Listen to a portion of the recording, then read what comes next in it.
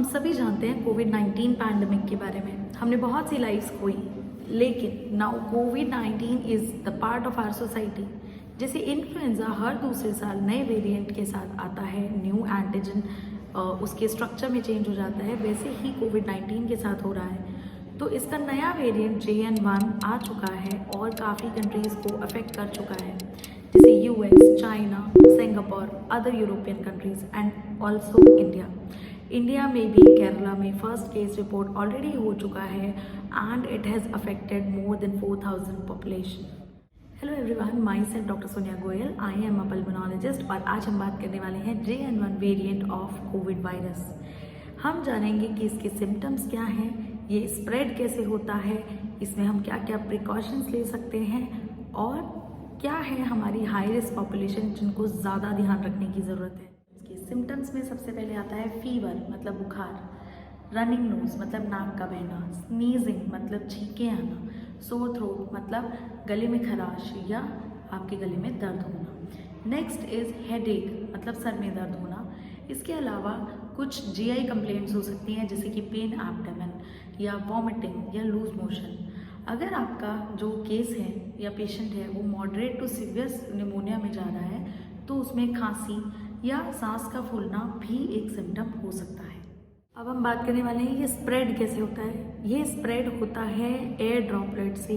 आप अगर किसी से बहुत क्लोजली बात कर रहे हैं या फिर कोई आपके सामने छींक रहा है, खांस रहा है, तो ये सभी कॉजेज़ हैं कि आपको भी इन्फेक्शन हो सकता है। या वो सरफेस जो वही पेशेंट यूज़ कर रहा है, अगर आप वो टच करते हैं और फिर आप अपने नोज़ के पास या माउथ के पास अपना हाथ ले जाते हैं या आपने हैंडशेक किया और उसका हाथ में वो ड्रॉपलेट्स हैं, तो उससे भी आपको इन्फेक्शन हो सकता है।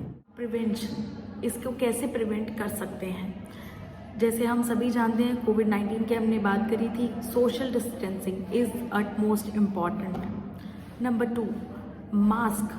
आप कहीं भी बाहर जा रहे हैं या आप किसी भी व्यक्ति से मिल रहे हैं, आप मास्क का इस्तेमाल कीजिए।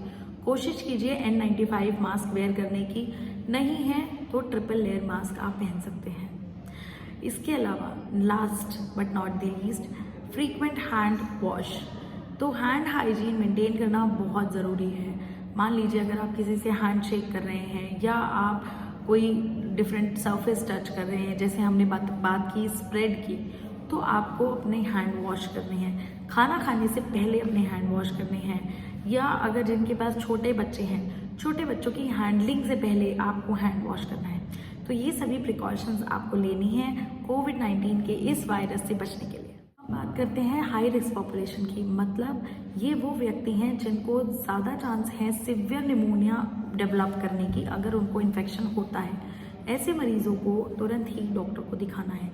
इनमें आते हैं एक्सट्रीम्स ऑफ एजेस, जैसे 60 ईयर्स से ऊपर के व्यक्ति या 5 साल से छोटे बच्चे। नेक्स्ट आते हैं प्रेग्नेंट वुमेन, लैक्टेटिंग वुमेन, मतलब जो माँ बच्चों को दूध पिला रही हैं। नेक्स्ट इज़ अगर आपको क्रोनिक एलिमेंट है लंग की, जैसे कि COPD, bronchial asthma, ILD, cancer या ब्रोंकाइटिस या और कोई बीमारी है ऑलरेडी आपको लंग की। नेक्स्ट इज़ जो क्रोनिक इलनेसेस हैं बाकी, जैसे कि किडनी डिजीज़ है, लिवर डिजीज़ है, हार्ट डिजीज़ है, डायबिटीज़, हाइपरटेंशन या ओबेसिटी अपने आप में एक बीमारी है, तो ये सभी रिस्क पर हैं। इसके अलावा अगर आप इम्यूनो कॉम्प्रोमाइज्ड हैं, जैसे कि HIV का मरीज़ या कैंसर का मरीज़ या आप कीमोथेरेपी पे हैं, इसके अलावा बाकी डिजीज़ जिसमें इम्यूनो कॉम्प्रोमाइज ड्रग्स यूज़ होते हैं, जैसे कि वैस्कुलाइटिस और अदर डिजीज़, तो ये सभी रिस्क फैक्टर्स हैं आपको सिवियर डिजीज़ देने के लिए। अगर आपको ये प्रॉब्लम है तो आपको जैसे ही इन्फेक्शन होता है, जैसे ही आपको सिम्टम्स आते हैं, आपको तुरंत डॉक्टर को कंसल्ट करना है। Most important question, should you be afraid of this variant? I would say no. क्यों? क्योंकि ये जो इलनेस है यूजुअली 90% पेशेंट में माइल्ड डिजीज़ के फॉर्म लेकर 5 से 7 दिन में अपने आप ठीक हो जाएगी। अगर फिर भी आपको कोई दिक्कत रहती है तो आप अपने डॉक्टर से कंसल्ट कर सकते हैं। सोचने वाली बात है उन व्यक्ति के लिए जो मैंने हाई रिस्क पॉपुलेशन आपको बताई।